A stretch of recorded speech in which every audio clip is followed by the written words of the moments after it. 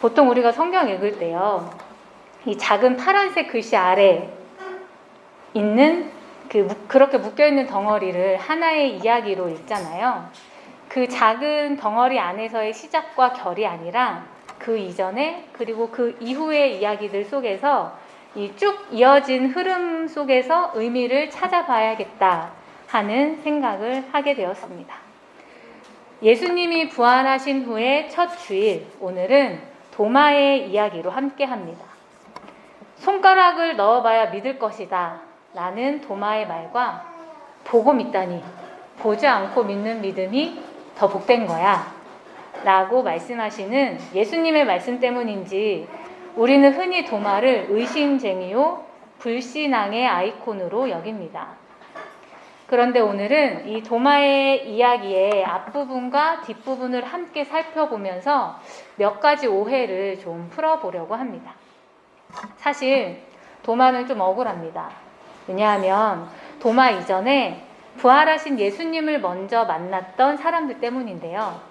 마리아는 예수님께서 그의 이름을 불러주시기 전까지는 부활하신 예수님을 앞에 두고도 직접 보고도 알아보지 못합니다.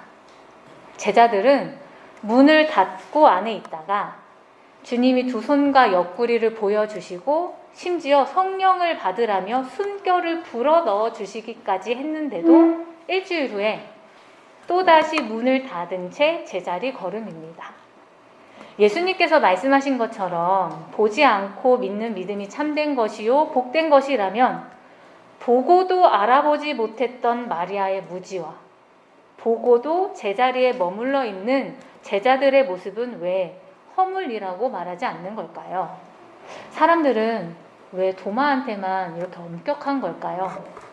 그것이 도마가 꺼냈던 말 있죠? 손과 옆구리 라고 말했던 불경스러운 법한 그런 말 때문이라면 도마는 이것도 사실 좀 억울합니다. 사실 도마가 이 말을 꺼냈던 건 동료들 때문이거든요. 오늘 본문의 직전 상황으로 들어가 봅시다. 19절에서 20절을 읽어보면 예수님께서 처음 도마의 동료들에게 나타나셨을 때 평화가 너희에게 있기를 하고 말씀하십니다. 그리고 당신의 두 손과 옆구리를 그들에게 직접 보여주시죠. 며칠 후에 동료들이 도마에게 주님을 보았다고 말했을 때 그들은 그때 보았던 강렬한 인상을 함께 이야기했을 것입니다. 우리가 주님의 두 손을 보았어. 우리가 옆구리도 보았어. 그러니 도마가 그 말을 그대로 받아서 손과 옆구리를 보았다고? 그럼 나도 좀 봐야겠어 라고 반응했다고 보는 것이 자연스러워 보입니다. 그리고 그 뒤에 붙여서 했었던 말 있죠. 아니, 나는 그 손과 옆구리에 내 손가락을 넣어보겠어.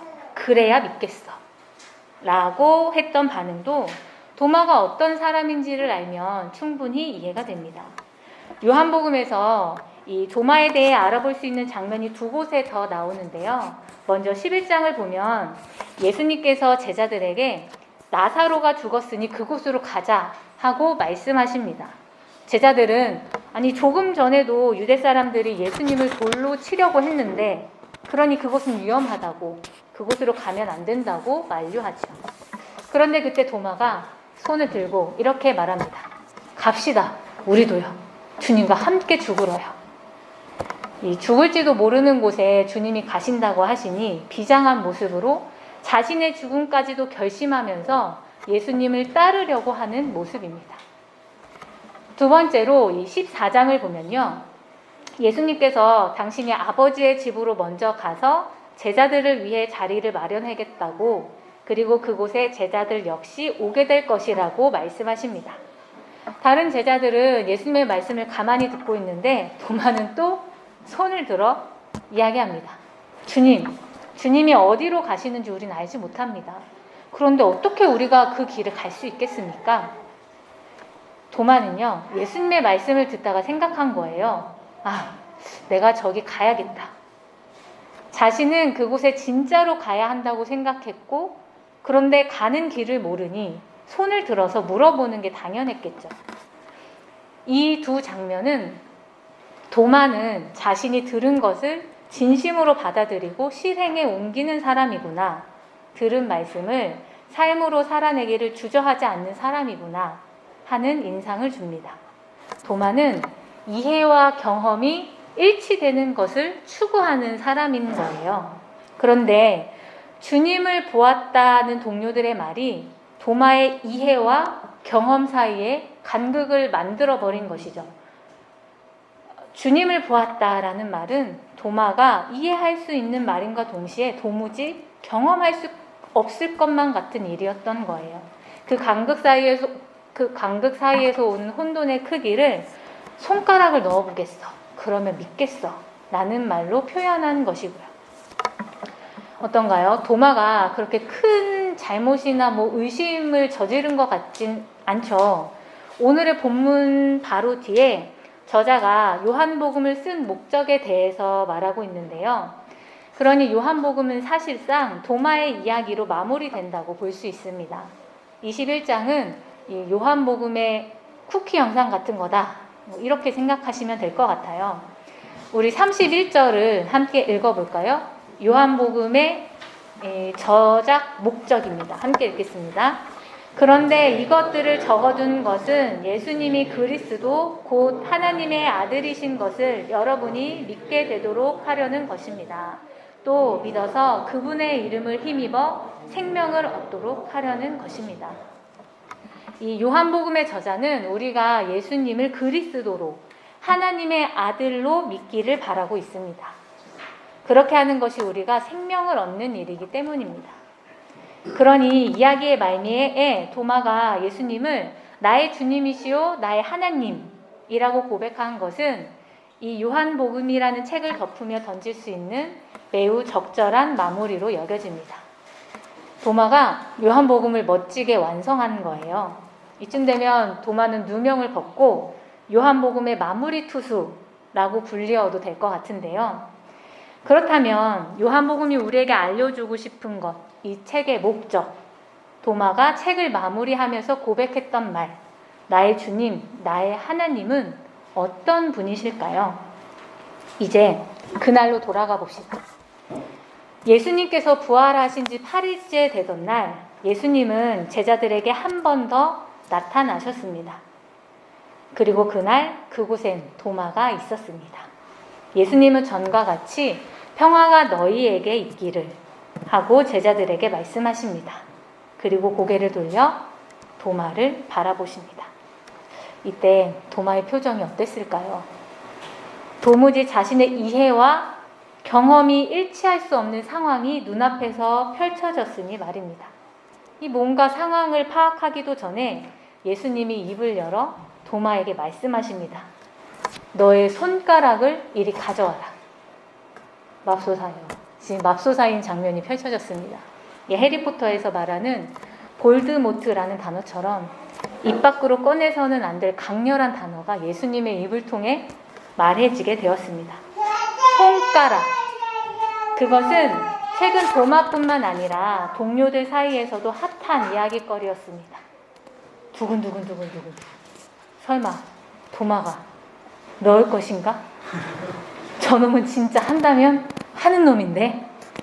이 아찔한 단어가 말해지는 순간 시간과 공간이 멈출 것만 같은 적막이 찾아옵니다. 그런 경험 있으신가요? 누군가 이 툭 던진 말 한마디에 심장이 쿵 아찔해지는 순간 말이에요. 지금이 딱 도마가 그 순간을 맞이한 것 같습니다. 도마는 손가락이라는 단어를 접하는 순간 며칠 전 자신이 동료들에게 큰 소리로 말했던 상황을 떠올렸을 거예요. 손가락? 아니, 예수님이 갑자기 왜 내 손가락을? 이거 뭔가 알고 계신 건가? 두근두근두근두근. 그러게요.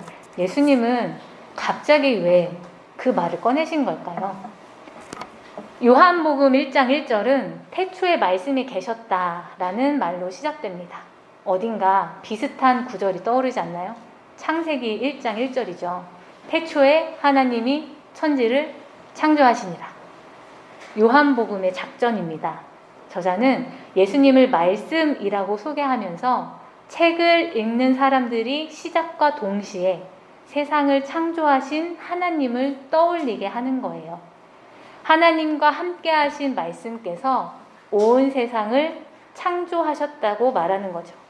예수님은 이 땅에 육신으로 오셨지만 이미 우리가 감히 상상조차 할 수 없는 태초라는 시간과 어느 공간에도 계셨고, 죽음이라는 시간과 무덤이라는 공간에도 계셨고, 그것을 넘어 지금 도마 앞에도, 또 며칠 전 도마가 볼 수 없었던 그 시간, 그 장소에도 계실 수 있는 분이라고 말이에요. 내 두 손을 보아라.